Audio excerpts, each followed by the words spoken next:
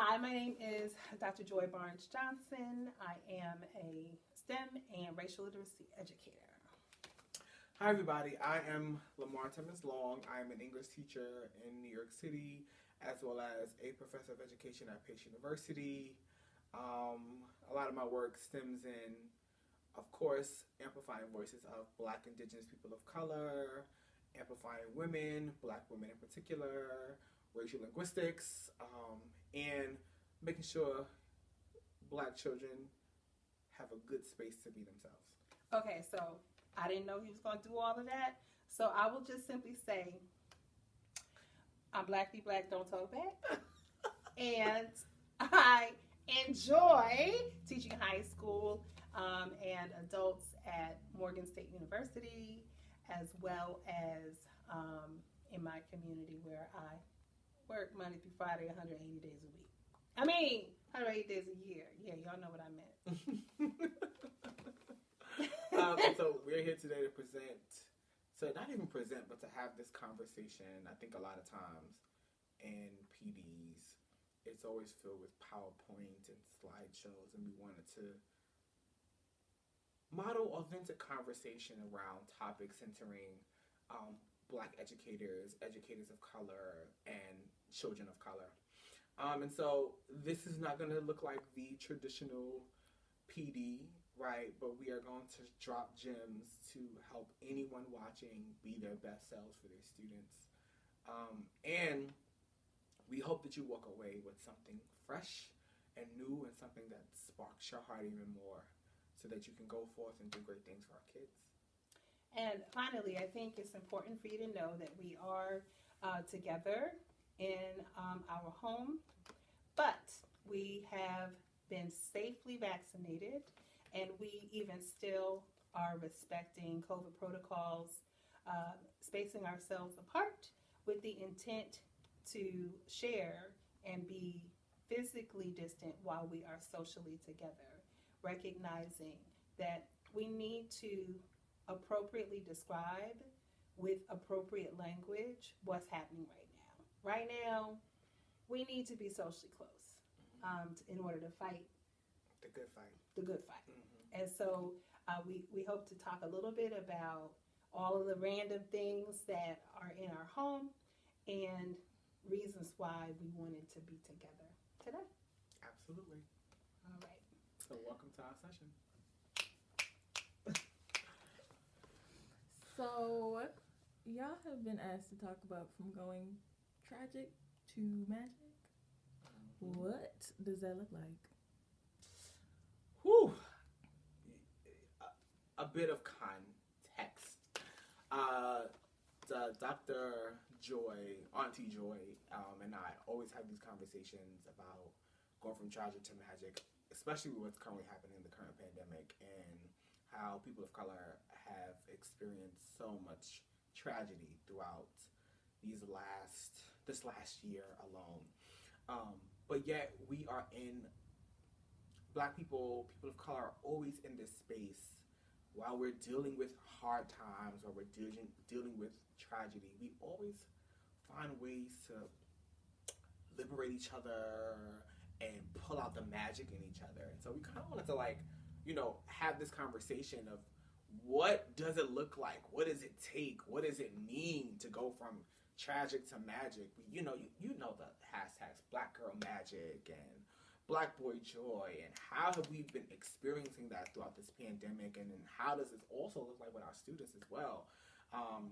And so I think for me, when I hear tragic to magic, I think about how we are consistently, even when things are going well, Black folk, we're consistently dealing with something, right? Whether it is the death of one of our brothers and sisters, or the murder, I should say, of one of our brothers and sisters, whether we are dealing with poverty, whether we are dealing with the inequities that happen in our schools, and yet we still have to come in and create spaces for our kids to thrive and survive, right? We have to create spaces that are magical for them to do the type of critical thinking and creative thinking we want them to do. We have to create spaces where they can fully be themselves authentically. And so I think for me, it's very, the transition from one to the other is very centered in the space being created for yourself and your children.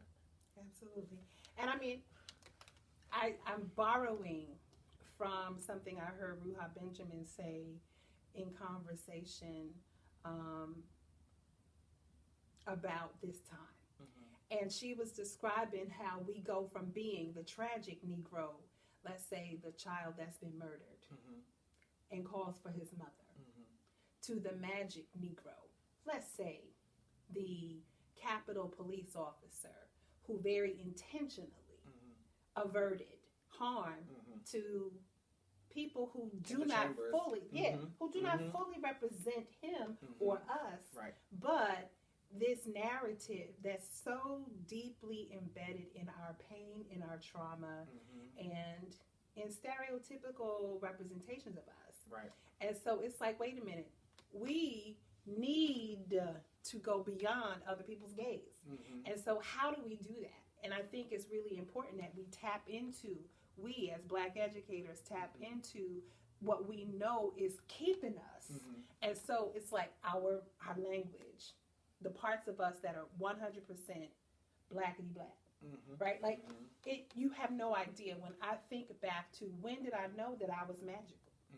And I say to myself, well, it was probably when I read Ego Tripping, right? It's so interesting that you say that, because I'm currently in this unit where my students we are celebrating the essence of Black womanhood, and we just finished reading Ego Tripping, and the conversation that they were having as young men, understanding or figuring out that they need to transform their own thinking and how they treat women and the community itself, right? And I think, like, you said something very keen, like our language. Dr. April Baker Bell is all about amplifying Black language, right?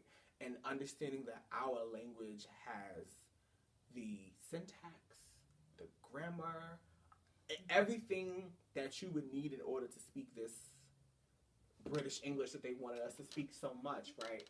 Where I could sit on the block, right, which is also a street, and I can have this conversation with my homies that I grew up with, my friends, and we know exactly what we're saying. But I think, and with that, I challenge white educators to become aware, right? And I challenge white educators to become aware.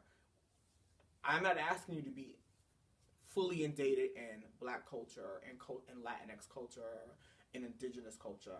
I'm asking you that you have this level of awareness when you're doing your homework, to do a lot of unpacking of your own thinking and what you may have thought was correct, or and allow people of color to really, be themselves in the spaces that are necessary, and understand that if you just step to the side a little bit, right, and let people of color come into spaces fully authentic, how much you could learn from us, and how much we are thankful that you're in these spaces and willing to take a learner stance, right? Because then when you take a learner stance, you really get to see the magic that we have, and you understand how important and imperative that magic is for us to thrive, and how that magic is necessary for our kids to experience in their classroom settings and classroom spaces, because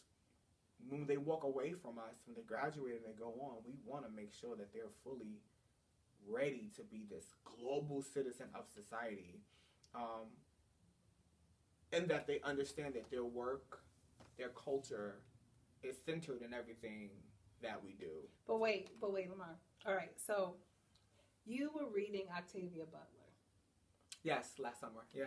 Right. Right. And I remember saying, now, okay, I teach chemistry, so picking up Octavia Butler, even though I think I've known about a Black canon of magical Black women. So I read Nikki Giovanni in high school. That's how I knew Ego Tripping in high school. What kept me from reading Octavia Butler was this mysticism that I didn't really understand. So where can we reclaim some of that? I think And so it's interesting you ask a question like that, because I too was very afraid of Black Afrofuturism, Black fantasy, this mysticism. Reading Octavia Butler's A Parable of the Sower I feel like she was on Earth way before her time, because she was really able to tap into the current things that we're experiencing. But I think like that comes from, that's ancestral, right? And that's also a part of the magic that Black people have, right? And also the magic that like groups of color have, right? Because we have, if you really dive deep, right, we, not only are we our ancestors' wildest dreams, right, but all the different types of cultural aspects that they taught us that we may have lost sight to, we're now in a space of trying to gain that back, and then figuring out how to bring that into the classroom as well. And so, like, you know, To Know Me to Know I love Lovecraft Country on HBO. To Know Me is to know I love that show. And I love Hippolyta. She's my favorite. Hippolyta and Dee. So the mom and the daughter are my favorite characters.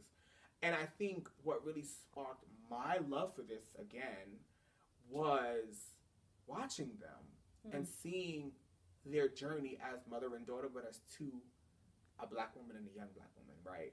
And what they were dealing with in our society, and how if we just, as a society, shifted what we thought about Black women and what we thought about women in general, how many things would change, right? And how our minds will be transformed and our actions will be transformed, in that we'll stay within this magical realm that we possess when we're with each other and when we're not with each other. And I think that folks looking in, they don't have to appreciate it because it's not for you to appreciate. But I think they'll begin to notice, and they'll understand why we're so powerful and magical the way we are. If that makes sense. So no, it makes perfect sense, because, okay, I'm thinking about a colleague who came to me and wanted to talk about Black literature, and was talking about Poet X, actually. Elizabeth Acevedo is bomb.com. She's amazing. So, as an Afro-Latina, her voice is one that fits in so many spaces. Yeah. And because for so many reasons. Right. So, this colleague mentioned how Poet X was beautiful, and on the heels of Amanda Gorman, and trying to do a poetry unit, but still holding on to the Bronte sisters. And I was like, why? Right. Because I thought in that moment, if you could teach Jane Eyre about a girl who falls in love and has to deal with what it's like to sort of navigate young womanhood, why not use that story? I was like, right? And so this idea, and I think in that moment, that transformed the way this colleague began to think. And I'm like, yeah. And so how do we go from tragic, our pain, our suffering, into the magic which liberates us? Right. I'm thinking back to the first time I read Beloved, which would have been like 89 maybe, 87, 89. So at the point at which I'm recalling it, it was Beloved, it was The Color Purple, it was The Temple of My Familiar. They came out in rapid succession. Then I remember reading Disappearing Acts, Terry McMillan. I read Mama by Terry McMillan. Yeah. So now this question about the different representations of Black women, and how, whether we talk about how do Black women get free, and how that itself is the space where I think we are most magical. Right. The free Black woman is the most magical. And so it made me think back to Sula, which I didn't read until last year. Sula is all about this woman trying to liberate and free herself. And then I think about, like, just people of color in general, right? Yeah, And she's trying to free herself and right, her community. Right, and so like the magical aspect of us is where we are free and liberated. And I think it's where community is so big in that. Mm-hmm. Because I don't think you can fully liberate and free yourself by yourself. Ooh, say it again. I think you have to be in community with folk, because you only see others are able to look into your world and see the greatness you have, right? And sometimes you don't see it yourself. Mm-hmm. That's one. But as teachers, right, like the community, you want to see your kids as magical. Who are you having conversations with in your job? Who are you? What are you? The eyes are the lenses, right? It's a window. So what are you showing your kids? What are you putting in front of them? What authors are you putting in front of them? Are you giving a variety of authors of color? Are you asking yourself, how can I move out of my own way? And what do I need to do to move out of my own way to allow this magicalness to happen? Because honestly, regardless of what tragedy has happened, people of color are always going to find ways to be magical. I don't care what nobody say, right? We can go all the way back to when our ancestors were enslaved. They were definitely in the woods having church. And that was a form of magic for them. That was a form of freedom and liberation, right? When you think about, you know why black people love the ghetto? Because we're together, right? You know why, like, I love going to Latinx communities because they're together. There's a sense of community. Right. And we love each other. We love on each other. And so what if teachers took that stance, right, to really love on and support each other's work, but the work only centers, right, not only, that's the wrong word, but the work centers joy. The work centers liberation. The work centers freedom. Because I think when we look at the word magical, it's not this negative connotation. It's this innate feeling and being. It's an action word for me, because what I do and say is magical. Who I am and when I walk into spaces, it's magical. And so how do I now make sure my students feel the same way, right? It's the creative process. Right. Right? It's like in science, we typically call it alchemy.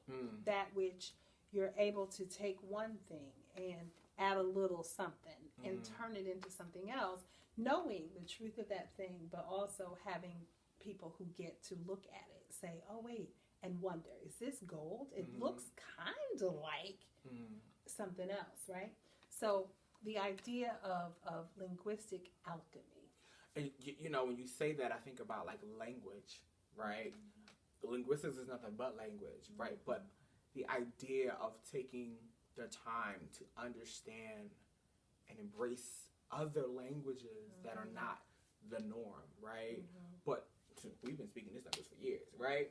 And I also think about, like, writing, when kids are writing, and how you want them to sprinkle a little bit of their personality in their writing. You want them to sprinkle their experiences in their writing. You want them to, you know, Dr.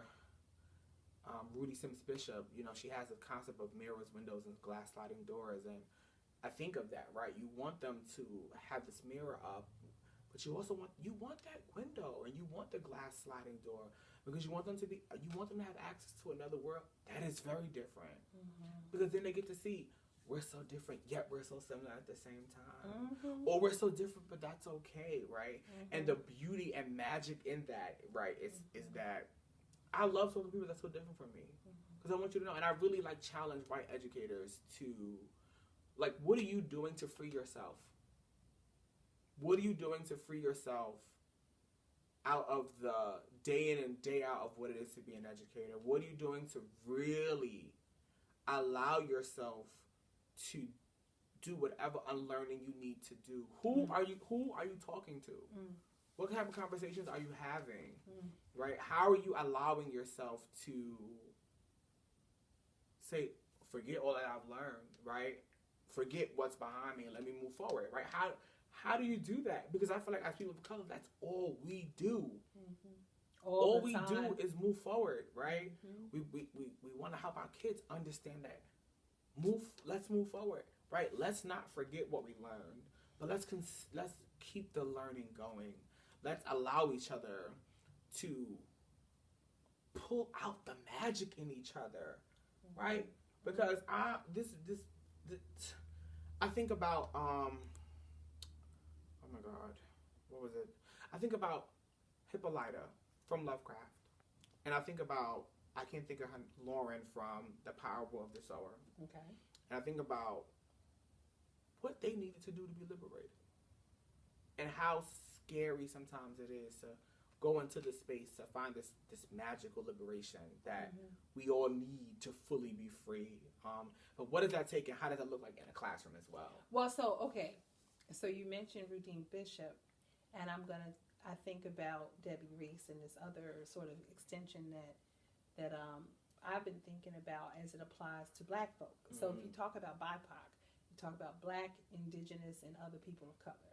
And so Debbie Reese extended Rudine Bishop to talk about curtains. And I think perhaps that's part of it. And then I talked about veil. And in my mind, the boys. I think about lifting the veil or ripping the veil, because Black folks gonna be educated. We gonna figure some stuff out. And you know, even if our friends and our family, they have to keep us under wraps to make sure that they convey to us who we are, right?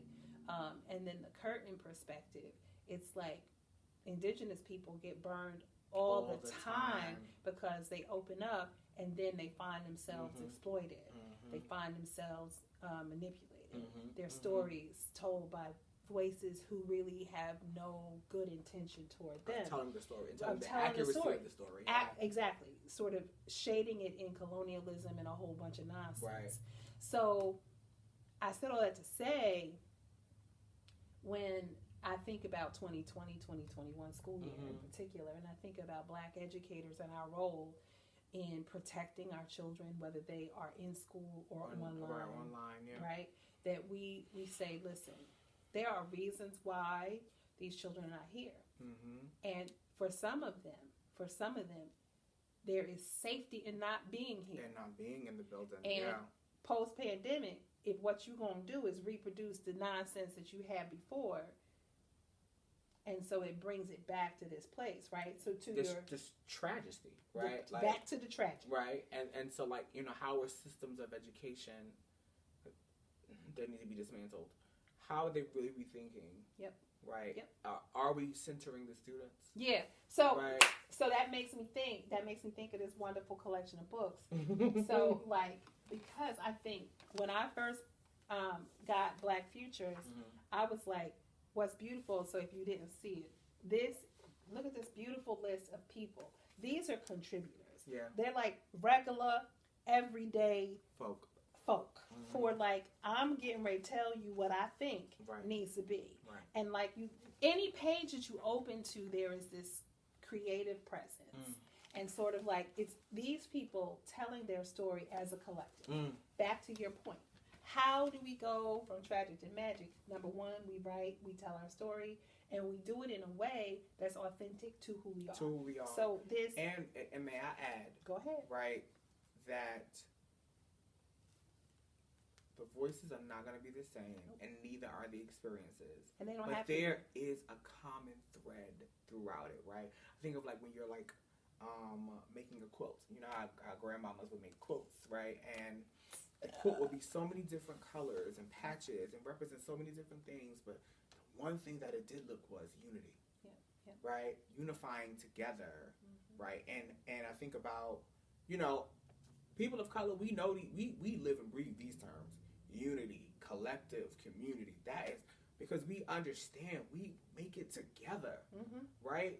We make it together, and so I think like to add to your point, right? To add to your point, that is the magic of us, that we are not going to just do things in isolation. Yes, you need your time for yourself. Yes, you have your own projects. Yes, your kids need spaces in your room to go and do their own thing, right?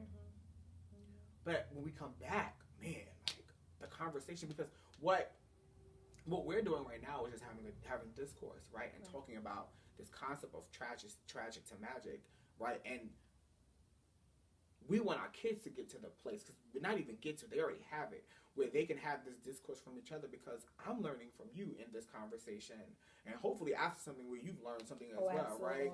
And so like how do we now bring this into our classroom spaces with our students? Let the students talk. Yeah. But you have to pull something enriching in front of them that's going to prick their hearts or their minds. It's going to ask them to think, to question, to want to know other perspectives, right? When you said the curtain, I saw that on Twitter, and I was just like, the curtain, I need to know more about this, right? Mm-hmm. And you telling me this now makes me want to go and look in further for the article or whatever, the piece of text that was utilized to talk about this, right? Because whether we're talking about a mirror, a window, a curtain, the idea, the veil, right? Access, right? And I think that I really want teachers to when they bring these text, right, whether it be a video, a tangible text, a book, whatever, into the space, what are you, if you're consistently focusing on the tragic areas of Black, Indigenous people of color, you are not doing your job right. Mm-hmm. If you are not centering our magic, our joy, if you are not centering our authenticity, if you are not centering our genius, Dr. Goldie Muhammad, her entire book is all about genius, centering the genius and joy of children. Yep. Right? And so she has her 5 pillars in her book that she talks about when we're designing units of study. And if you have not read Cultivating Genius, it needs to be on your to-be-read list immediately, because she really shifted how I think about curriculum planning and how am I asking kids to think about identity, not just their own identity, but the identity of others, right? How am I cultivating genius? How am I cultivating joy? How am I cultivating criticality? I think I said that right. And if I didn't, Dr. Muhammad, don't get on me. Don't get on me. And their right, intellect. Right, and their intellect, right? Because I feel like intellect. that's also another magical aspect of children. Yes. These intellectual beings that are willing and wanting to go the distance with their thinking. Yeah. If you create the space for it, right? And so in your classrooms, right, are you centering magic? Are you creating a space that is magical for students to do some deep thinking, to do some critical thinking, to have conversations, to have discourse, to write, not to a certain level of standard, because we know we got to meet state standards, but I mean, they could still do any form of writing to meet those standards. So what type of writing are you allowing them to do? So the standard is not just a content standard. The standard is just a principle. It's a skill, right? And so like how are you, and right, like how are you allowing them to do these different types of processing, both collectively and independently? I think the school it's supposed to be a community. Yeah. I mean, I'm sitting here thinking of a quote by Dr. Du Bois, where he said, whether you're in the school, the walls of the school, or outside, education is that which trains the whole child.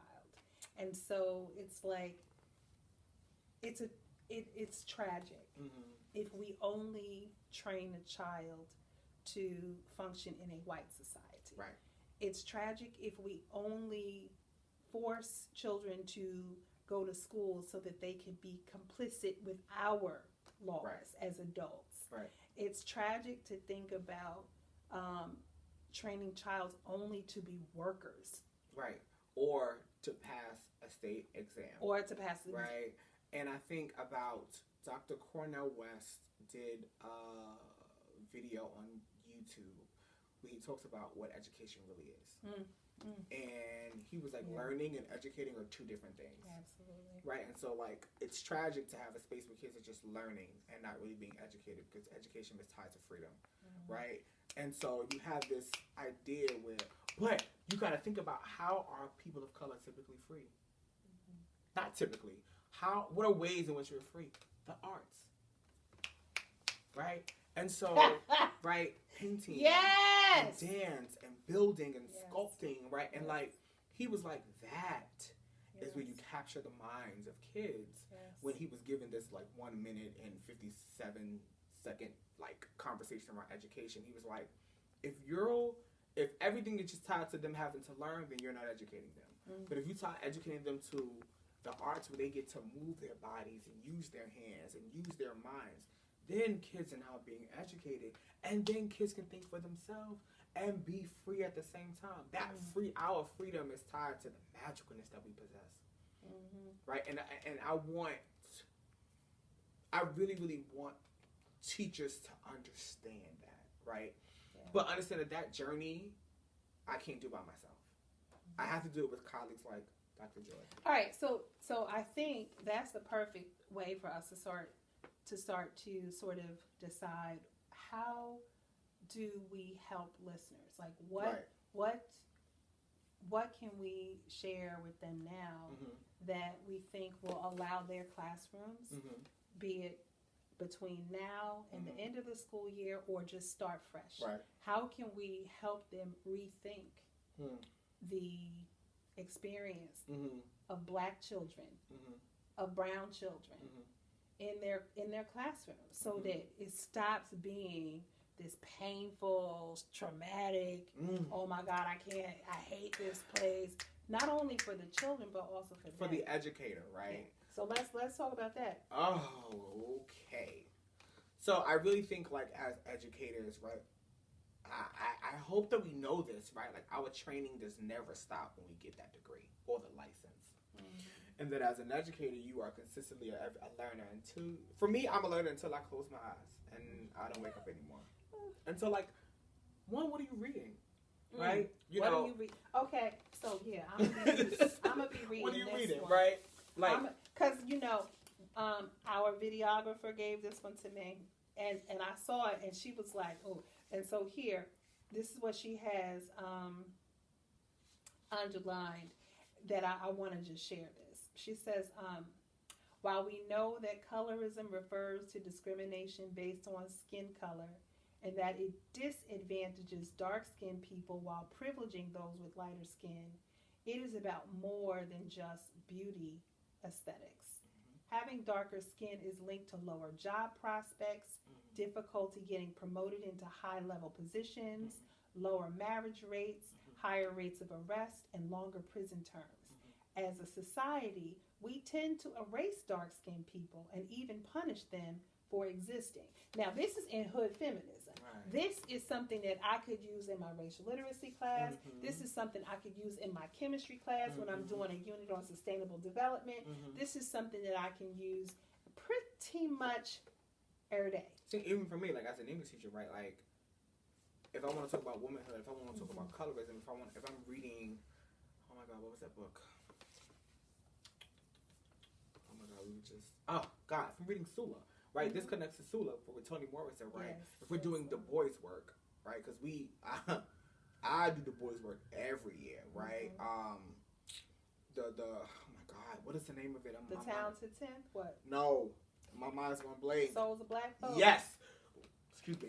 We Great do book. like I teach the souls of black folk every year, especially when he's talking about lifting the veil and just double consciousness, right? That's directly aligned to that, right? But I also think about, like, but it's not just Black people. No. Because when you start talking about colorism, you think about Afro-Latinos, indigenous Asian, folk, right? Indigenous, because again, the obsession. I think Sister Soldier said this when she was on the Breakfast Club. You seen that? No, I did not. She said there is an obsession in the United States of America with racism, right? And I've spun that to say, yeah, I can go a step further. It's chattel slavery. It's the cotton and the rice. It's like who was in the house and the sugar, right? So I said, if you have King Cotton, you cannot forget Queen Sugar, right? And the reality of it is our obsession with black-white racism, causes everyone in the middle to forget, boo-boo, you're not exempt from this. Right. You're not exempt. Right. And while I don't ever wish the experience of Blackness in this United States on any other group of people, I'm like, we all are affected by it. We are all affected by it. All groups of color are affected by this, right? Yeah.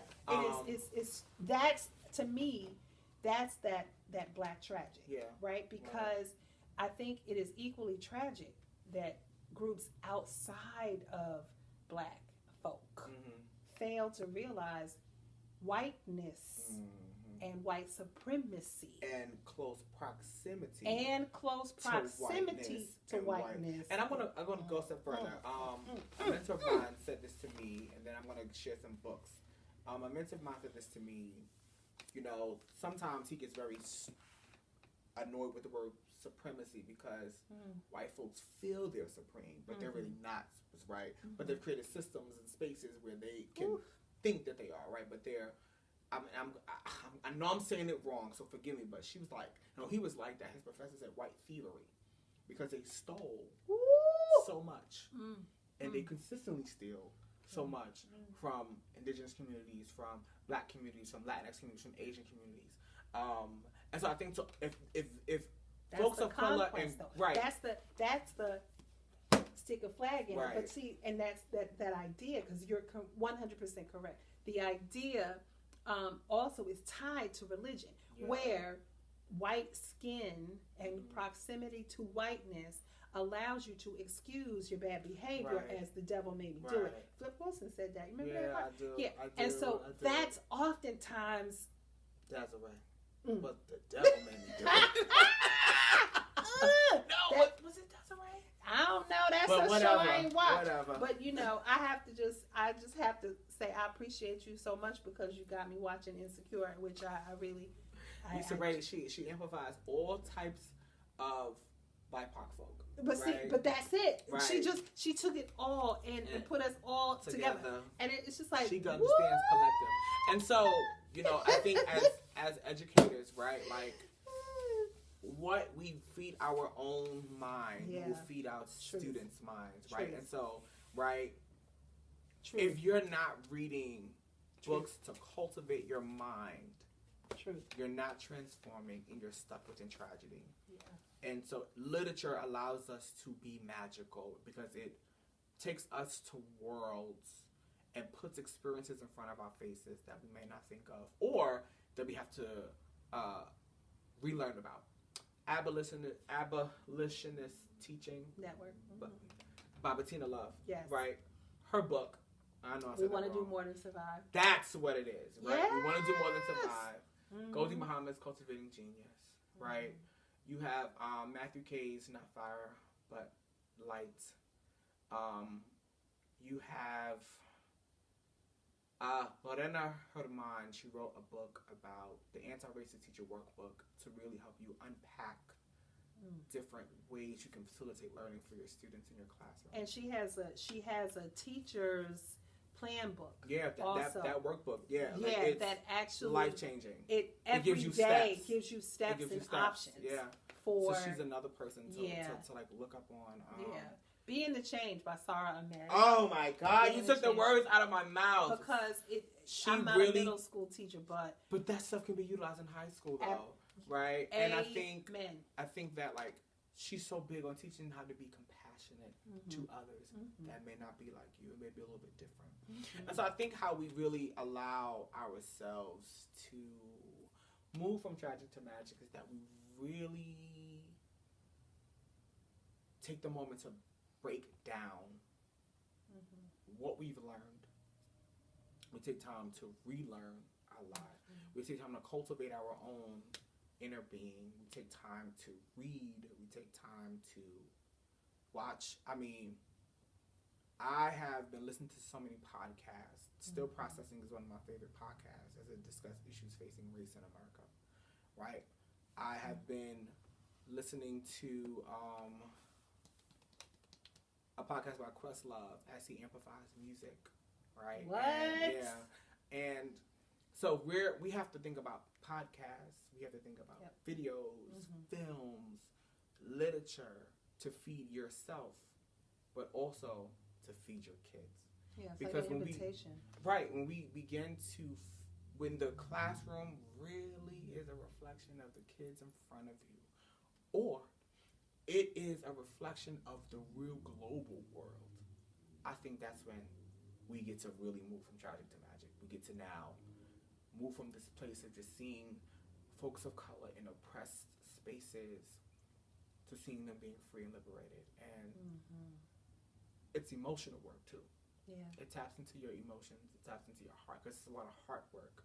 Because if you're not ready to do this, you, especially if you're a white educator, are so caught up in thinking that things are the way right. Right, when you start really doing some learning, you're gonna hurt a lot, I think. And that's on you, right? But is it necessary? Absolutely.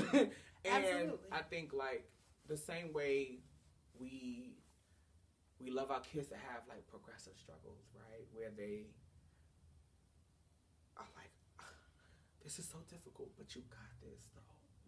Right? You got this. Look, let's lose our resources. What's available? What can we utilize? Right? What questions are you having? Where are you stuck? Right? If educators could do the same, if they could take the time to say, where am I stuck? What resources are available to me? Am I centering magic for Black, Indigenous people of color? And if I am not centering magic, if I'm not centering joy, if I am not centering laughter, if I'm not being intentional about what I'm reading and what's being read by my students, then I'm keeping them in a space of tragic, and I'm not creating the movement to go to even see magic in multiple different layers, in multiple different communities, in multiple different spaces. And I think, people, if you are not an English teacher, I think it's important that you also bring literature into the classroom.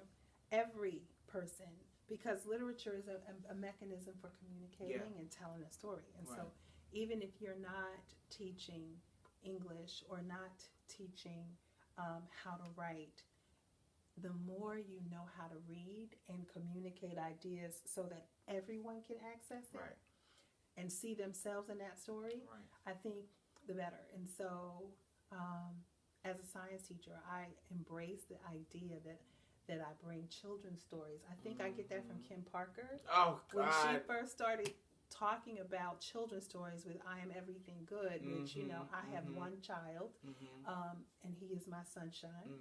And when I bought the book immediately for my sunshine and my nephew. And I realized in watching and hearing her and Julia Torres. Yes. So it was Julia, I guess it was Julia, Lorena, Kim, and Trisha. So shout out to Disrupt Text. Oh, yeah, okay. Shout the out, whole, right. all the that, whole all, Disrupt, that whole process, all that love. Shout out to the Disrupt Text family. This is the Disrupt Text Stan account, a Stan presentation. Those 4 women of color are out here doing making sure that teachers are able. They are another resource, right? Yes. That you are not stuck in this tragic life, right? Right. So because we want to share resources also, and so this is what we're gonna do. Tell me. I think what we will do is we will pause to actually talk about now what we're gonna share. So I'm going to tell you what I'm going to share, and then on the back side of this, we can just throw in resources, okay? Because you've already shared that we think you should all read Cultivating Genius. We want to do more than survive. Yes, want to do more than survive. Lorena's anti-racist workbook. Yep, and Sarah Ahmed's Being the Change. Yes. So recommend all that for every educator. Then, I think it's also important that we talk about how, what kinds of books and resources for your classroom. Yes. So, podcasts. Yes. Top 2. You go. Still processing. And there's another one that it's off the tip of my tongue. I cannot think of it right now. Give me a minute. All right. Well, I'm going to give my 2. Code Switch on NPR. Yes. And Shortwave, also on NPR. Yes. Although, What a Day on Crooked Media. So those 3, okay, maybe I have 4. That have only happened since. Code Switch is really good. And the read is good too. You have to, you have to really listen to it and pull pieces out of it. But the read is really good because they discuss Black and pop culture in a way that your students would understand. Right. And well, see, did you listen to Louder Than a Riot? No. Louder Than a Riot was about the tragedies of hip hop. Right. Now, okay, hip hop for me was Sugar Hill Gang and KRS-One. Hip hop for me was, Biggie and DMX and Nas and Lauryn Hill and the Fugees, right? And so, these are text to bring, song lyrics, and text to bring into your classroom spaces. So I think that every educator needs to have go-to list of podcasts. Absolutely. And then finally, I think go to binge watch, right? You can because especially in a pandemic, right? What are kids doing? Right. A lot of them. Okay, and so I'm gonna do mine. Go ahead. The Avatar. You can watch Avatar: Last Airbender with Aang and with Korra, right. And you will have so much content. Yes. And the beautiful part about that is that it is so universal. Mm-hmm. The story is so amazing because I heard someone say there are two meta narratives that exist in the English language. Hero comes to town and hero saves girl or something like that. And every possible story will fit into one of those two categories. And I'm like, so we can have non-white characters and still convey that canon, can't we? And so in those two series, I will hands down say binge watch those it'll take you 2 weeks, but binge watch those two and you will be there. So one is an old show from me, and one is a show focused on the queer community. So you cannot talk about magic or turning tragic to magic without watching Pose on FX. Pose really amplifies Black, Indigenous folks of color within the queer community, specifically the trans community, and those storylines are so universal that anyone can relate to them. Season 4, episode 23, If I Should Die Before I Wake. It is where they had to write their own eulogies, and so we talk about meaning and messaging, and there's another episode where it's in season 4 as well. I use a lot of season 4 because they're older, but they're talking about real issues, mammy, right? Yeah. Right. They're talking about race, they're talking about class, they're talking about identity, they're talking about sex. I mean, these are the things that's that the rape, Gina's rape you know what I mean? Gina. They're talking about some real issues that are still relevant to today. That happens to all groups of color, and so A Different World and Pose are definitely two TV shows, sitcoms that I bring into my classroom. And so I mean, and that I help you see the transition from tragic to magic all day easily. All day. I hope that this has been helpful to anyone that watches this session. I'm going to give a few shout outs. Shout out to the Ed Collab for putting together a gathering for educators around the world to come together and to learn from and with each other. I want to thank Dr. Joy for opening your home for us to have this conversation and being open to having this conversation with me and being my thought partner in this. I could not have done this without you. I'm so thankful. And I want to thank all the students around the world because they are a precious gift to us. Especially now, including my precious sweet Kayla, our videographer. And we hope this has been helpful. So we will add resources and look forward to meeting you on social media and online. Yeah, I'm on Twitter. What am I? At TeachLTL.